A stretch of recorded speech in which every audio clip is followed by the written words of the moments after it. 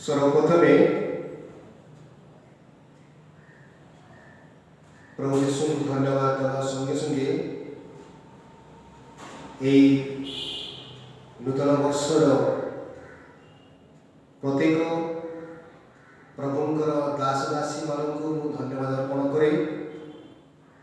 कारण प्रभु आम आशीर्वाद करी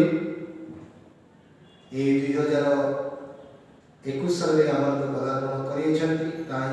अनुग्रह से विशेष कर प्रभु धन्यवाद अर्पण करे। आसतु आमने प्रार्थना करवा प्रार्थना आमने मनोযোগ देवा। Hallelujah hallelujah hallelujah hallelujah hallelujah hallelujah. पवित्र परमेश्वर पिता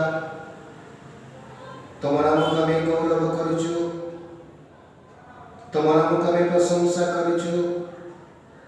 तुम नाम को आम आराधना करुचु तुम नाम वंदना करुचु। परमेश्वर तुम्हें राजा मानक राजा तुम्हें प्रभु मानक प्रभु तुम्हें king of the king Lord of the Lord today yesterday everything master हे पवित्र आत्मा परमेश्वर 2020 साल प्रभु तुम्हें अनुग्रह कल अनेक घात प्रतिघात मध्य अनेक समस्या रोग संकट उद्धार कर आनी 2021 साल पदार्पण कर धन्यवाद प्रभु। विशेष कर प्रारंभ ये नूतन वर्षर प्रथम दिन ये वर्ष सारा आमर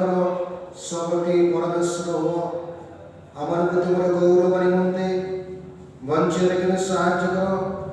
जगत में वंच तुम राज्य धार्मिकता अन्वेषण करू से अनुग्रह समस्त जीवन मध्य प्रदान कर। पिता ये समस्त प्रार्थना तुम्हें शुणिल तुम्हें ग्रहण कल तुम्हें उत्तर देव बोली प्रियतम प्रभु यीशु नाम ये समस्त प्रार्थना मागुछु आमेन।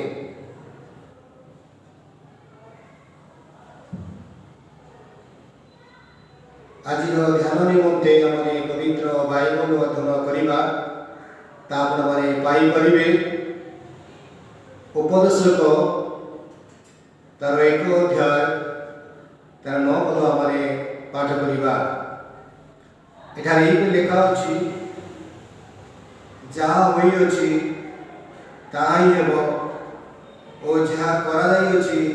ताहा ही करा जीव। पुणे सूर्य तले कौनसी नूतन विषय नाही। प्रभु ए पठित वाक्य द्वारा श्रवण आम समस्त को परमेश्वर आशीर्वाद करंतु। सदा परमेश्वर ए नूतन वर्ष आम पदार्पण कर न्यू इयर आमने प्रभुंकर अनुग्रह द्वारा प्रभुंकर कर द्वारा आमने ए दिन आमने देखा पारिछु। आज थीम होची न्यू लाइफ नूतन जीवन। प्रिय प्रभुंक लोक माने सदाप्रभु परमेश्वर तांकर पवित्र वाक्य यही कथा कहती। यदि आम देखा पारिबा आम समस्ते प्रभुंकर अनुग्रह द्वारा आमने बंची पारिछु। आ वर्तमान समय 20 साल को अतिक्रम कर 2021 साल प्रथम दिन में आमने पदार्पण कर पारिछु। कारण ताहा ईश्वर अनुग्रह कारण वर्तमान समय जिते आमने चिंता करवा आ समस्ते कहती नूतन वर्ष नूतन मास बड़ी प्रकाश करते सत किंतु जदि आम जगत को चाहिए प्रिय प्रभुंक लोक माने जदि आंब गछ जदि अच्छी ताहले कि ए नूतन वर्ष कौन सी पणस गछ हो पारे जदि कदली गछ भी अच्छी कि कमला गछ हो पारे किंतु ताहा नुहे कारण सदाप्रभु परमेश्वर सोलोमन माध्यम प्रकाश करा जाए लेखा अच्छी जहाँ होइछि ताहा ही हेबो ओ जहाँ करा जाइछि ताहा ही करा जिवो पुणे सूर्य तले कौन नूतन विषय नहीं सूर्य तले कौन नूतन विषय नहीं जो पृथ्वी थिला से पृथ्वी अच्छी जो सूर्य थिला से सूर्य अच्छी जो चंद्र थिला से चंद्र अच्छी जो नक्षत्र थिला से नक्षत्र अच्छी जो ग्रह थिला से ग्रह अच्छी किंतु पृथ्वीर कौन परिवर्तन नहीं किंतु वर्षर परिवर्तन होची प्रिय प्रभु लोक माने सदाप्रभु परमेश्वर यही पवित्र वाक्य सोलोमन माध्यम प्रकाश कर कारण सोलोमन को परमेश्वर अनेक ज्ञान बुद्धि परिपूर्ण करे जद्वारा सोलोमन को यही ज्ञान देले जद्वारा से ज्ञान परिपूर्ण ही यही पवित्र वाक्य आत्मा से लिपिबद्ध करियछंती प्रिय प्रभु लोक माने कारण लेखा होची सूर्य तले कौन नूतन विषय नहीं जो सूर्य तले आमे बसवास करूछु जो पृथ्वी आमे बसवास करूछु जो जगत में रही आसुछु ए जगतर कौन परिवर्तन देखा नहीं पार नहीं किंतु जहाँ थिला काई अछि अवसरी पाई सदाप्रभु परमेश्वर ए पवित्र वाक्य प्रकाश करंती लेखा अछि द्वितीय कोरिन्थियर 5 अध्याय तार 17 पदरे लिपिबद्ध कराଯାଇଛି एणु जदि केही ख्रीष्ट मठारे अछि तेरे से नूतन सृष्टि होइछि पुरातन विषय सब लोप पाइछि देखो नूतन विषय सब होइछि ए स्थाନରେ प्रेरित कोरिन्थीय लोकमानଙ୍କୁ कहନ୍ତି हे कोरिन्थीय लोकमाने तुम्हारा जीवन को तुम्हें समीक्षा करो तुम जीवन को तुम्हें परीक्षा करो आज मु पढ़ी आप आमे परमेश्वर निमंते हमारे समीक्षा करने आवश्यकता रही अच्छी कारण पवित्र वाक्य लेखा अच्छी एणु जदि कहीं ख्रीष्ट ठारे अच्छी जदि वर्तमान समय जदि आमे ख्रीष्ट सहित अच्छु तेरे से नूतन सृष्टि होई अछि जदि ख्रीष्ट सहित माने अच्छु ताले नूतन सृष्टि होई अछि पुरातन विषय सब लोप पाई अछि जहाँ की पुरातन विषय थिला ता लोप पाई अछि देखो नूतन विषय सब होई अछि पुरातन सब लोप पाई नूतन विषय होई अछि जो माने प्रभु सहित अछंती सेमानकर पुरातन विषय लोप पाई नूतन विषय से परमेश्वर अभिषेक करिथांती एवरी पुस्तक तार 9 अध्याय 15 लेखा अछि आ एही कारण से नूतन नियम मध्यस्थ होई अछंती आमान से ख्रीष्ट नूतन नियम मध्यस्थ होई अछंती हमर मध्यस्थ परमेश्वर आउ से नूतन नियम मध्यस्थ हेले आउ जो नियम स्थापन करे आउ जो नियम की नूतन भाव स्थापन करे आज को नूतन भाव जीविका निर्वाह करने परमेश्वर आह्वान दियंती जिते आम जगत मध्य बंचुचु ये जगत में बंचु प्रभु आम प्रति समय एक नूतन भाव बंचार आवश्यकता रही जदि आम जागतिक भाव में बंचा हमारे ईश्वर सहित आम संपर्क रही पार नहीं कारण प्रभुंर अभिमत प्रभुंर योजना प्रभुंर संकल्प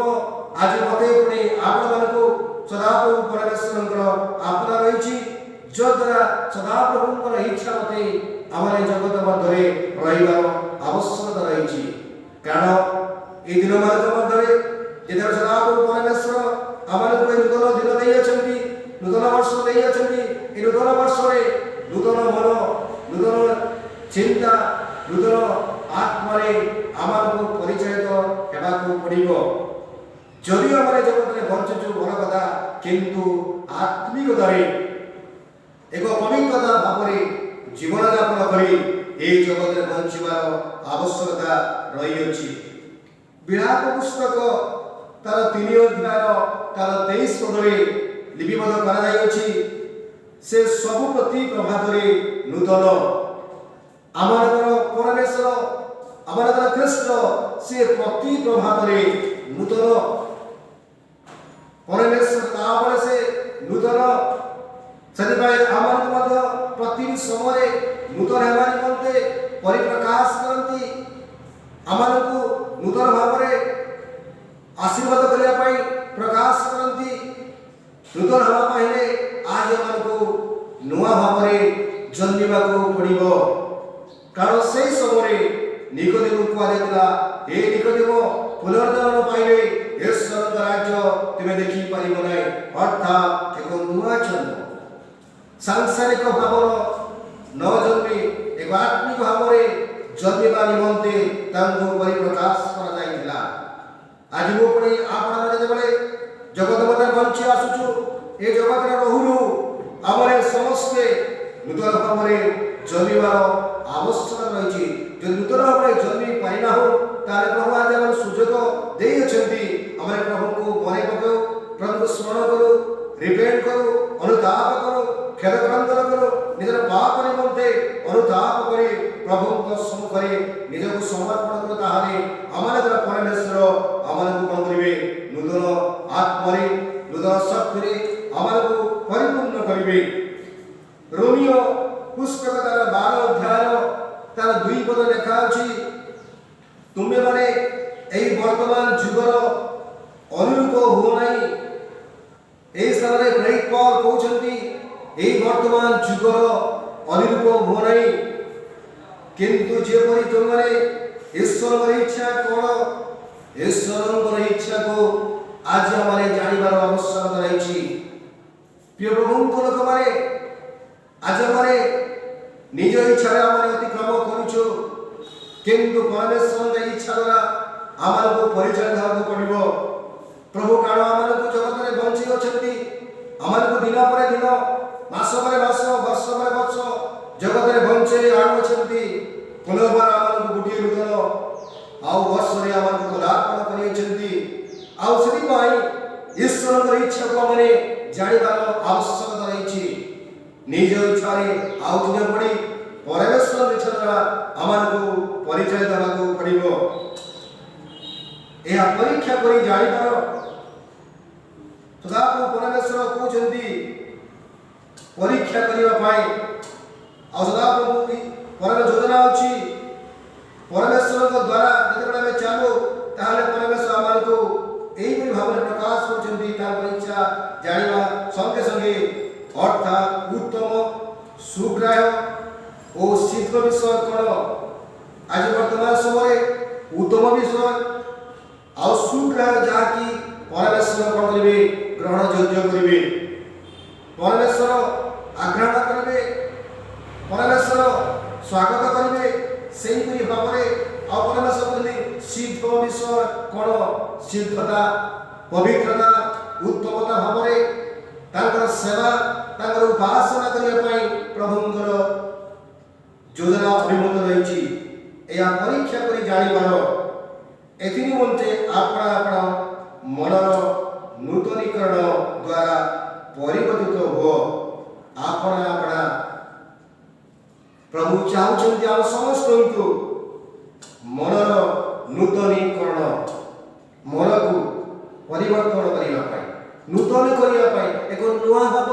देवाई एक नुआ चिंता देवाई से ख्रीष्ट जगत थे आउ से गोटे प्रचार कले मन विषय प्रचार कले मन परिवर्तन कर कालेश्वर राज्य सनिकट प्रभुंर दिन सनिकट बंधु माने प्रभुंर राज्य सनिकट आउ से निमंते से समय यीशु प्रचार कले मन परिवर्तन शिक्षा देइथिले आज प्रभु ख्रीष्ट भक्त मान द्वारा दास मान द्वारा यही पवित्र वाक्य वितरण कर आज आम को कौन एक पवित्रता जीवन यापन कर प्रभु सहित रही प्रभुंर योजना रही। ये योजना रहू आज परमेश्वर कहते मनर नूतनीकरण द्वारा परिवर्तित हुआ परिवर्तित होगा पड़ो नुआ जीवन काटा पड़ो नुआ चिंता नुआ भावना नुआ संकल्प मध्य आमको अतिक्रम करने को पड़ो। जदि तारीचु परमेश्वर आमको महान भाव से कौन करेंगे आशीर्वाद आग्रह करेंगे। सदा प्रभु परमेश्वर जो चिंता प्रकाश करती आदि पुस्तक लिपिबद्ध कर आदि पुस्तक तार 8 अध्याय तार 22 लेखा अच्छी पुणी जे पर्यंत पृथ्वी थी से पर्यंत बुणा कटार समय शीत ग्रीष्म पुणी ग्रीष्म शीत काल आउ दिवस रात्रि यही सबुर निवृत्ति हेबना जो पर्यंत प्रिय प्रभु लोक मैंने जो पर्यंत पृथ्वी थी से पर्यंत बुणा कटार समय लगी रही शीत ग्रीष्म पुणी ग्रीष्म शीत काल दिवस रात्रि ए सबुर केवे निवृत्त हम ना। परमेश्वर वाक्य कमांडमेंट परमेश्वर आज्ञा प्रकाश करा जाए कारण परमेश्वर चाहते आज यही जगतर लोक मैंने पृथ्वी लोक मैंने कि प्रकार भाव जगत मध्य बचार आवश्यकता रही कारण प्रभुंर इच्छा रही आज मत पुणी आपण मानक परमेश्वर चाहते पृथ्वी थी पर्यंत शीत आउ ग्रीष्म लगी रही ग्रीष्म शीत लगी रही परमेश्वर जदि दिवस रात्रि लगी रही कारण परमेश्वर प्रतिज्ञा जो पर्यंत श्रीकृष्ण जगत मध्य को आसवे नहीं से पर्यंत परमेश्वर कमांडमेंट मध्य परमेश्वर इच्छा द्वारा परिचालित हम। प्रकाशित वाक्य तार 22 अध्याय तार 3-4 पद लिखा कौन अभिशप्त विषय आउ रहा कौन अभिशप्त विषय रहा ईश्वर मेषाक सिंहासन भाव आउ दास माने उपासना करेंगे। प्रिय प्रभु लोक मैंने जो मैंने नूतन जन्म होती नुआ भाव होती आत्मा द्वारा परिचालित होती सदा परमेश्वर कहते कौन अभिशप्त विषय रहा ईश्वर मेषशावक सिंहासन दास मैंने उपासना करेंगे। प्रभुंर योजना प्रभुंर अभिमत रही लोक मैंने सदा सर्वदा कौन करेंगे उपासना करेंगे। लेखा अच्छी सत्य आत्मा उपासना करिवार कर्तव्य लेखा अच्छी। आज मुझे आपण जो जगत मध्य अच्छु सत्य आत्मा एक नूतन भाव आम सेवा कर उपासना करी जगत में जिते समय बची पारा पर्यंत आम प्रभु नाम बचार आवश्यकता रही से मुख दर्शन करेंगे को मैंने जो मैंने कि नूतन भाव जन्मी जो मैंने कि प्रभु लगी रही जो मैंने प्रभु सहित गमनागमन कर जो मैंने प्रभु सहित मुद्रा लगाई सदा परमेश्वर आभार अच्छी से कौन करेंगे मुख दर्शन करेंगे। कि भाग्यवान विषय जो मैंने मुख दर्शन करेंगे से महान आशीर्वाद पाइबे नाम से कपाल लिखित प्रभु कहते समस्त कपाल नाम लिखित एक आशीर्वाद कथा कहते एक मंगल कथा कहुच्छी से कौन करेंगे कपाल लिखित ईश्वर सहित जो मैंने गमनागमन करेंगे। ये विषय पुस्तक तार 4 अध्याय जदि आम 24 पद देखा पार्छु जो नूतन स्वभाव ईश्वर प्रतिमूर्त धार्मिकता और सत्यर पवित्रतार सुस्थ होइछि परिधान करने को शिक्षित होइछ। स्थान में प्रेरित पौल एफिसियो लोक मानक कहउचंती जो नूतन स्वभाव ईश्वर ठारू आसता आ से प्रतिमूर्ति धार्मिकता सत्यर पवित्रता सुस्थ हो धार्मिकता भाव धार्मिक चरण करने पवित्रता होगा निमंते परमेश्वर जो आदेश रही सत्यर पवित्रता सुस्थ होता परिधान करने को शिक्षित हो परिधान करने पिंधाई धार्मिकता पवित्रता आम निज जीवन में पिंधि एक आदर्श भाव ए दिन मान मध्य बचापी प्रभुंर आह्वान रही प्रिय प्रभु लोक मैंने द्वितीय करंती तार 4 अध्याय तार 16 पदे आम देखा पार्छु जेणु आम मैंने क्लांत होना किंतु आमर बाहिक पुरुष क्षय पाइले सुधा आमर आंतरिक पुरुष दिनकु दिन नूतनीकृत होउछि। एई तरह प्रेरित पाव करंती लोक मान कहउछन्ती यदि आमने ए बाहिक पुरुष जति बेला आमर शारीरिक जीवन यदि आमर नष्ट हो जाउछि क्षय पाइ जाउछि दुर्बल पडुछु हताश पडुछु निराश पडुछु ताहार मतलब माने कौन प्रकार भाव निष्ठुर हो नहीं किंतु तुमर यही लिखा आंतरिक पुरुष दिनकु दिन नूतनीकृत होउछि। आंतरिक पुरुष अर्थात आत्मिकता जीवन में प्रभु आमको बलवान करती आंतरिकता आत्मिकता जीवन में आज समस्त जीवन में जब आम जगत में बंचुचे भल कथा जो आम शारीरिक खाद्य भोजन कर न था आ समय आम शारीरिक दुर्बल हो पड़े आम चलने कष्ट लगे जो खाद्य भोजन करूँ आम जिते दूर वाकिंग कर चली दौड़ी पार ठीक से आम आत्मिक जीवन जो बचापे आम ईश्वर वाक्य आम शुणा पड़ो ग्रहण करा पड़ो निज द्वारा रखा पड़ो वाक्यर कर्मकारी करा पड़ो आ प्रार्थना आम निविष्ट होगा पड़ो प्रार्थना जोधा होगा पड़ो कारण प्रभु चाहते एक दिनकु दिन नूतनीकृत होउछि दिनकु दिन बढ़ापी परित्राणे बढ़ापी आज आमर वर्ष संख्या बढ़ुची बयस बढ़ुची समस्त बढ़ी जाऊँगी किंतु आम आत्मिक जीवन कि प्रकार ग्रोथिंग हो पारुछि आमर स्पिरिचुअल जीवन आमर आत्मिक जीवन कि बढ़ुची ना कमुची प्रभु चाहते दिनकु दिन बढ़िबार आवश्यकता रही प्रार्थना जीवन में बढ़िबार आवश्यकता रही वाक्य जीवन में बढ़िबार आवश्यकता रही सेवा जीवन में बढ़िबार आवश्यकता रही आज मैंने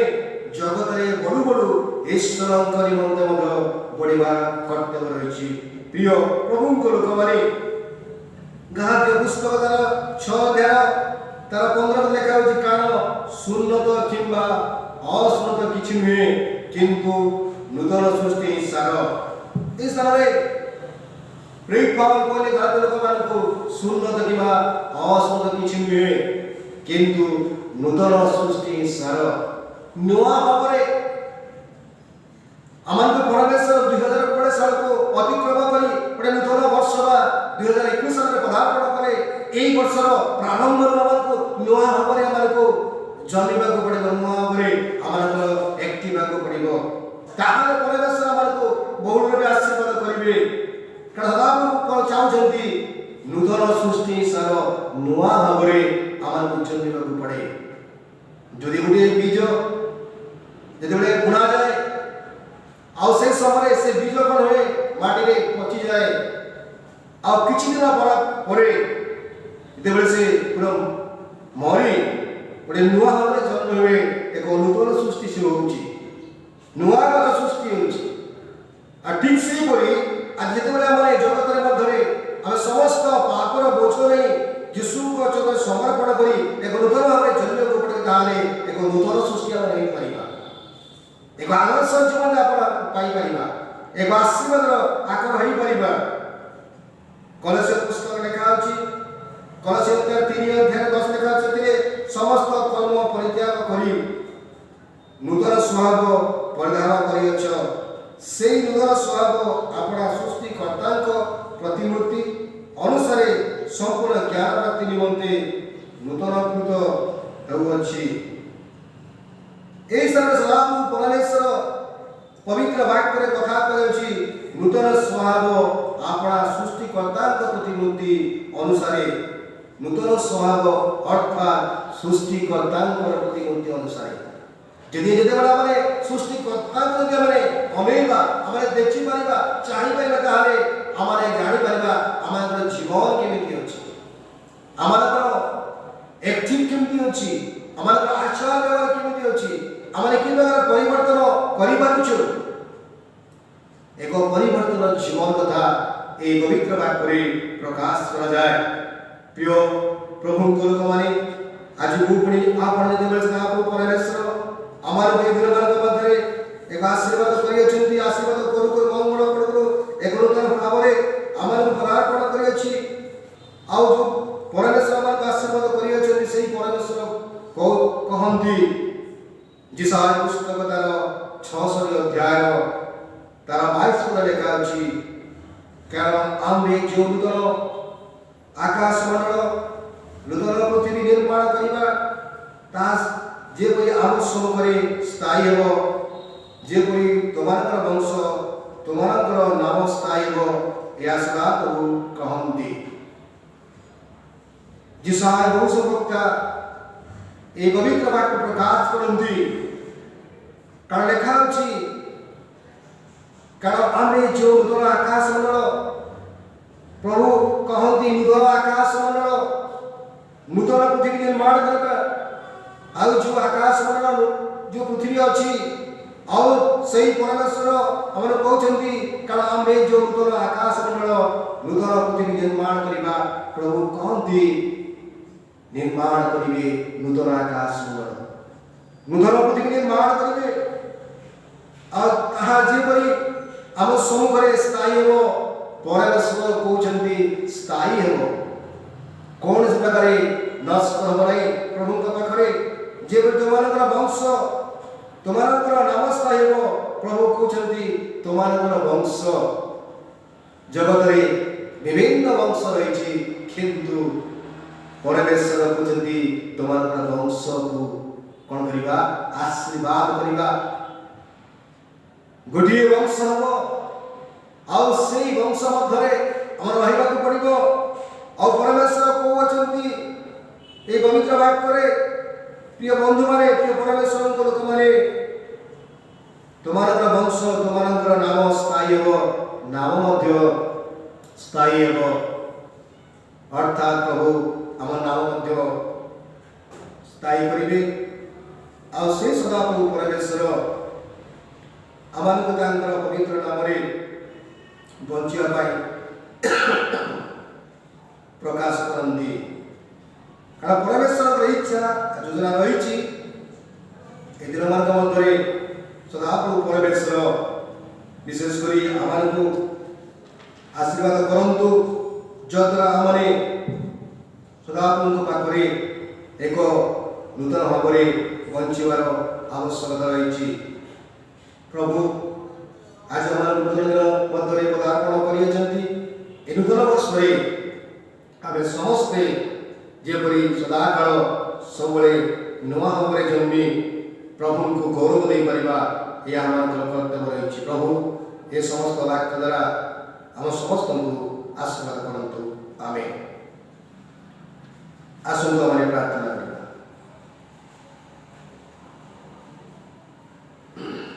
पवित्र आत्मा रूपी परमेश्वर पिता तुम नाम को आमे धन्यवाद देउछु लॉर्ड तुम नाम को गौरव करुछु स्तुतिगान करुछु जय जयकार करुछु पिता ए पवित्र वाक्य मान कथा कहलो ए वाक्य भी परमेश्वर वाक्य स्थान ही वाक्य कर्मकारी करी तुम्हारी मन्ते बंची पारिबो सेही परि तुम अनुग्रह सेही परि आशीर्वाद समस्त जीवन मध्य तुम्हें प्रकाश कर करी प्रार्थना करुछु पिता जेति प्रभु अछंती समस्त तुम्हें प्रचुर आशीर्वाद करो और समस्त तुम पवित्र आत्मा द्वारा नूतन अभिषेक नूतन जागरण नूतन जीवन माध्यम परिप्रकाश करो करी प्रार्थना करुछु। प्रभु ये समस्त प्रार्थना तुम्हें शुणिल तुम्हें ग्रहण करो तुम्हें उत्तर दल बोली प्रियतम प्रभु जीशु नाम ये समस्त प्रार्थना मांगुछु। आमेन। पिता ईश्वर प्रेम पुत्र कृष्ण अनुग्रह पवित्र आत्मा शक्ति शांति सहायता ये बेले प्रिय मंडल प्रति जिते पृथ्वी साधु समस्त प्रति सदाकाल संगे संगे थी उपकार करंतु। आमेन। समस्त नमस्कार।